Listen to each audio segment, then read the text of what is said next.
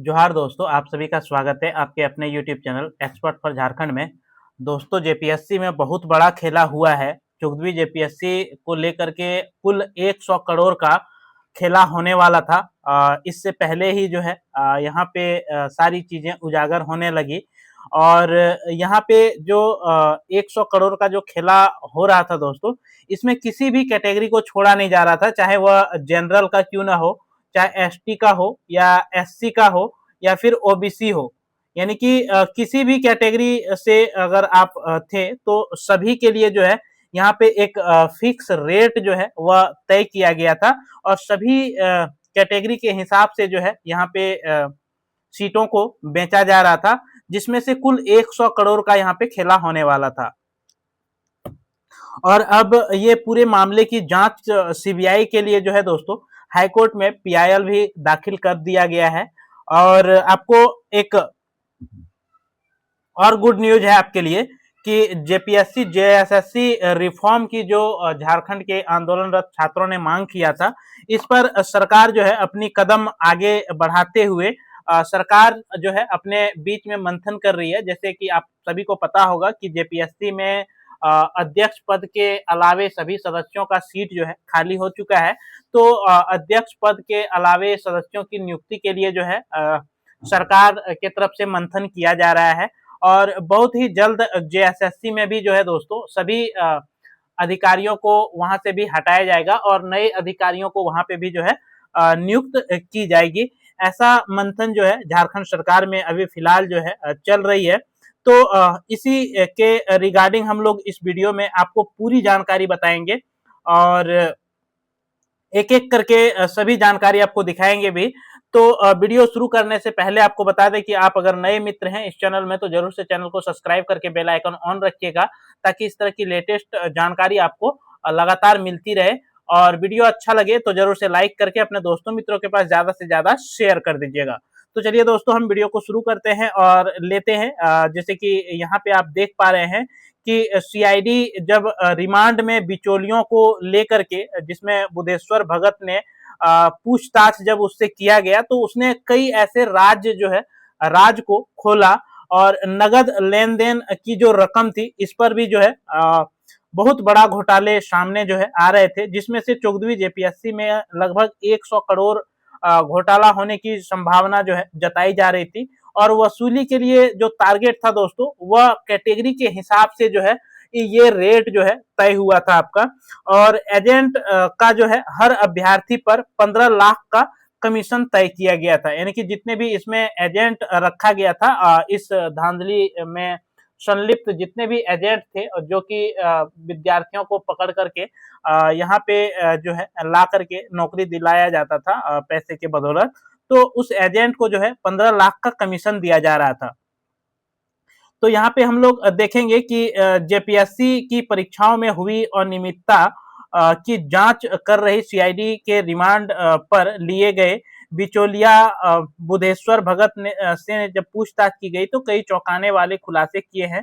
बुधेश्वर ने स्वीकार किया कि 14वीं जेपीएससी परीक्षा में धांधली की पूरी रूपरेखा तैयार हो चुकी थी और अभ्यर्थियों के चयन के लिए कैटेगरी के हिसाब से रेट तय किए गए थे और सिंडिकेट इस परीक्षा के करीब 100 करोड़ रुपया वसूलने में जो है तैयारी कर रहा था, जिसमें से रकम केवल नगद में लेने की योजना थी। यानी कि जितने भी पैसे का लेन देन होता वह केवल और केवल नगद में लिया जाता, कोई भी ऑनलाइन ट्रांजैक्शन नहीं होती।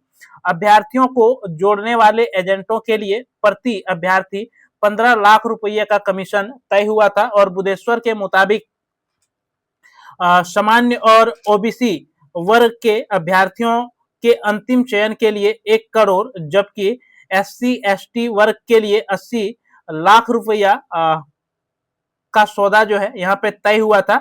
और सिंडिकेट का पहला निशाना जो था दोस्तों वह प्रारंभिक परीक्षा था और पीटी पास कराने के लिए जो है पीटी पास कराने के नाम पे 10 लाख रुपया एडवांस जो है लिए जाने की बात जो है उन्होंने स्वीकारा है। और पीटी पास होते ही अभ्यर्थी को यकीन हो जाता था कि आगे भी सेटिंग की से जो है चयन हो जाएगा। इसी भरोसे का फायदा उठाकर सिंडिकेट ने रकम वसूलने का तरीका जो है तय किया था और मेंस परीक्षा तक तय रकम की 50% राशि और अंतिम चयन के बाद जो है पूरी रकम की राशि जो है यहाँ पे योजना था कि इस तरह से जो है वह कलेक्ट किया जाता था। बुधेश्वर के मुताबिक जो है दोस्तों पीटी पास करने के बाद जो है अभ्यर्थी पीछे नहीं हटते थे और मेंस से इंटरव्यू तक रकम देने के लिए तैयार रहते थे। सीआईडी अब इन बयानों के आधार पर इस रैकेट से जुड़े अफसरों, बिचौलियों और पैसों के लेन देन की कड़ी जो है वह खंगाल रही है।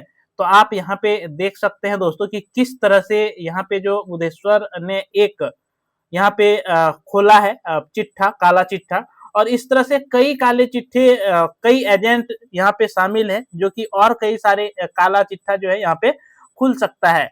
और संविदा पर नियुक्त एनएचएम के कंप्यूटर ऑपरेटर से अभय तक पहुंचा नेटवर्क, यानी कि यहाँ से जो है एनएचएम कंप्यूटर ऑपरेटर जो नेटवर्क था वह अभय तक जो है ये नेटवर्क पहुंच चुका है।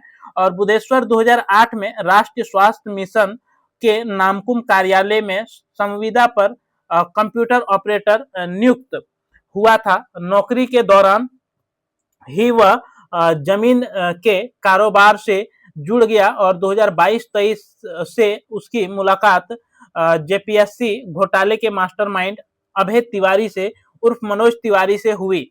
उस समय अभय तिवारी जो आपका टी एंड एम्स कंसल्टेंसी में काम करता था और एनएचएम में आउटसोर्सिंग टेंडर के सिलसिले में आता जाता था। यही दोनों की जो है दोस्ती हुई और जनवरी 2026 में जो है 14वीं जेपीएससी परीक्षा की अधिसूचना जारी होते ही अभय ने बुधेश्वर से संपर्क किया और दावा किया कि परीक्षा में पक्की सेटिंग चल रही है। उसने बुधेश्वर से इच्छुक अभ्यर्थी लाने को कहा और अभय तिवारी बाद में जो है परीक्षा संचालित करने वाली एजेंसी मेमर्स टीएसआर डेटा प्रोसेसिंग का मार्केटिंग मैनेजर बना। बुधेश्वर का भरोसा जीतने के लिए उसने दावा किया कि वह खुद इसी सेटिंग के जरिए जेएसएससी सीजीएल में अच्छी रैंक हासिल कर चुका है।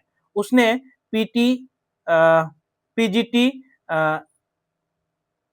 एफएसओ, एसीएफ और एफआरओ जैसे कई प्रतियोगी परीक्षाओं पास करने की बात भी कही है। इसी दावे और भरोसे के आधार पर दोनों ने 14वीं जेपीएससी में अभ्यर्थी से करोड़ों रुपये की जो है डील तय हुआ। यहीं से जो है दोनों के बीच में डील जो है तय हुआ।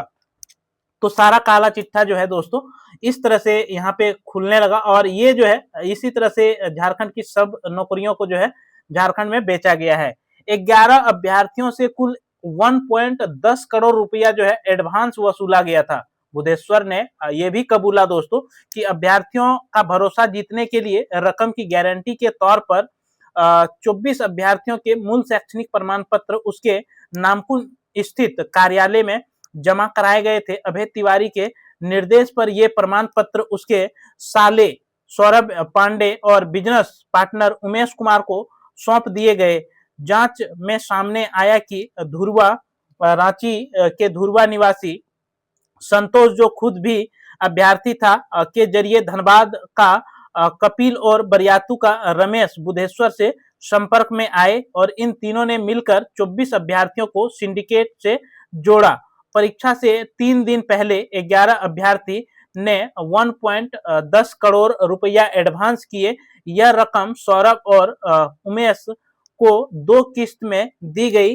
वहीं 13 अभ्यर्थी तय समय पर रकम नहीं दे सके और उनके मूल प्रमाण पत्र लौटा दिए गए और उन्हें डील से बाहर कर दिया गया। सीआईडी अब इन बयानों का मिलान वित्तीय साक्ष्यों के आधार पे जो है कर रही है। इधर आपको हम बता दें दोस्तों कि सीआईडी जो है भनक लगी तो लौटाए गए जो है प्रमाण पत्र। जब सीआईडी की भनक लग गई तो जो प्रमाण पत्र थे यानी कि ओरिजिनल डॉक्यूमेंट थे वह भी जो है वापस कर दिया।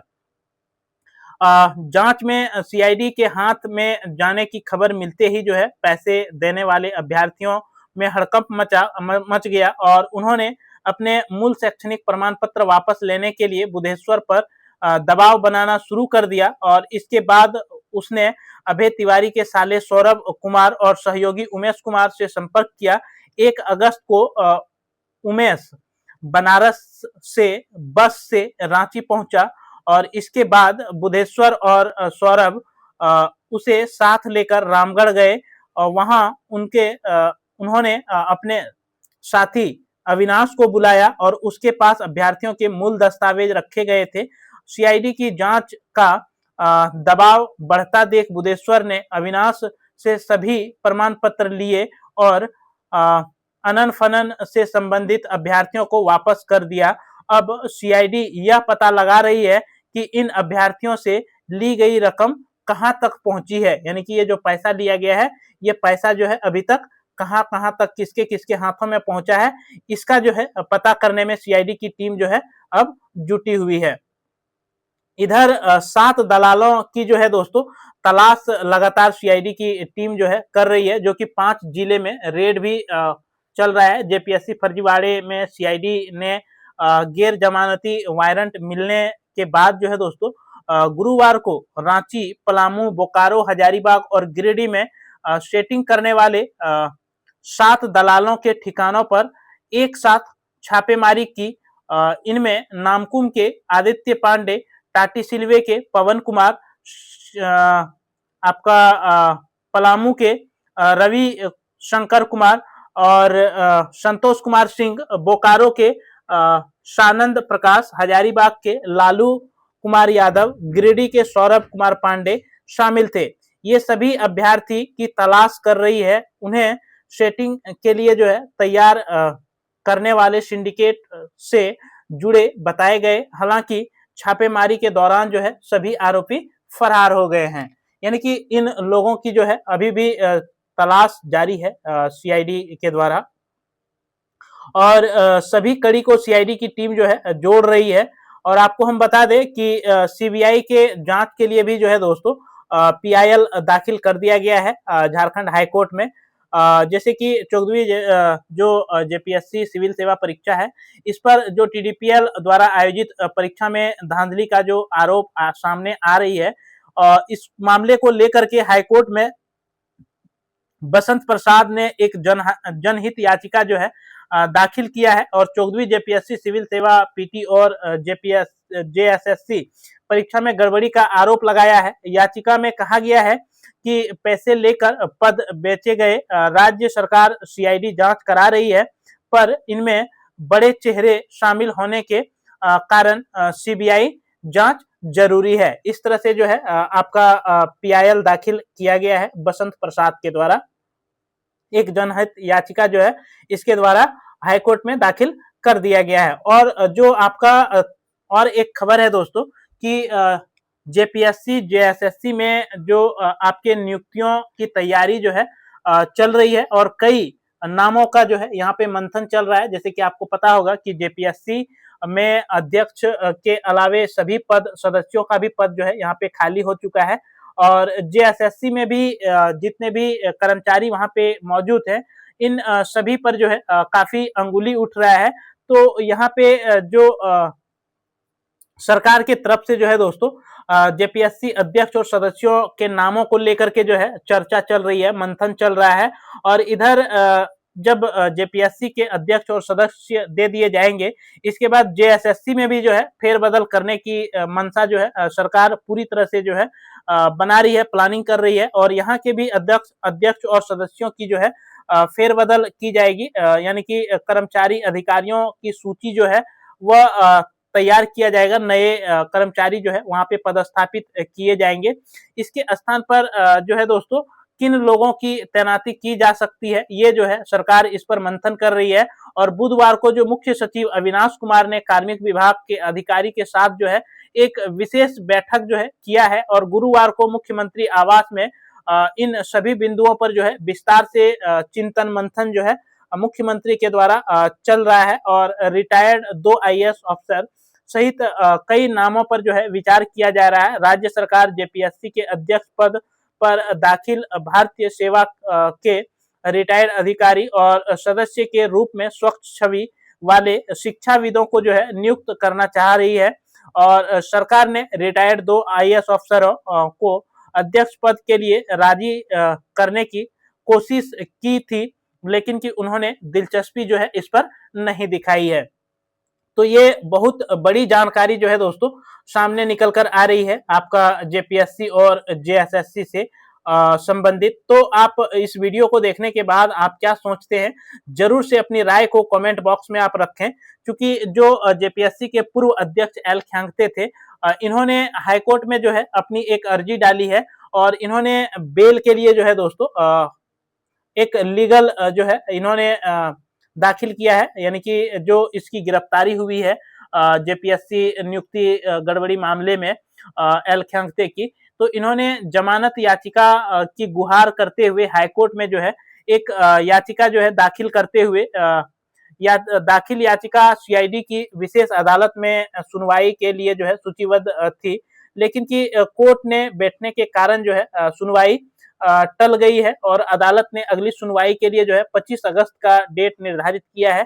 और सीआईडी ने उन्हें भर्ती घोटाले में 10 अगस्त को ही गिरफ्तार करके जेल भेज दिया था। तब से वे न्यायिक हिरासत में अभी जेल में बंद है। बता दें आपको कि जेपीएससी की परीक्षा में घोटाले सामने आने के बाद उन्होंने जो है दोस्तों 22 जुलाई को जेपीएससी अध्यक्ष पद से ही जो है अपना इस्तीफा दे दिया था। तो इस तरह से झारखंड में जो नौकरियां हैं दोस्तों, कैसे लगातार यहाँ की नौकरियों को बेचा जा रहा है, आप खुद जो है यहाँ पे देख सकते हैं। और इतनी बड़ी संख्या में नौकरियों को बेचना कहीं ना कहीं जो है दोस्तों झारखंड के भविष्य को बेचा जा रहा है। झारखंड के यहाँ पे जो जल जंगल जमीन की रक्षा की बात होती है, कहीं ये बेचा जा रहा है, झारखंड को ही बेच दिया जा रहा है दोस्तों। अगर ये स्थिति झारखंड में चलती रही तो आप फिर समझ सकते हैं कि आगे आने वाले समय जो है क्या होगा। आपका जो भी राय हो कमेंट बॉक्स में आप रखिएगा। वीडियो अच्छा लगे तो जरूर से लाइक कीजिएगा, अपने दोस्तों मित्रों के पास ज्यादा से ज्यादा शेयर कीजिएगा। अगर नए मित्र हैं आप इस चैनल में और अभी तक आपने अगर चैनल को सब्सक्राइब नहीं किया है तो जरूर से चैनल को सब्सक्राइब करके रखिएगा। आपसे हम फिर मिलेंगे अगले वीडियो में, तब तक के लिए मेरे तरफ से सभी दोस्तों को जोहार, धन्यवाद। जय झारखंड, जोहार झारखंड।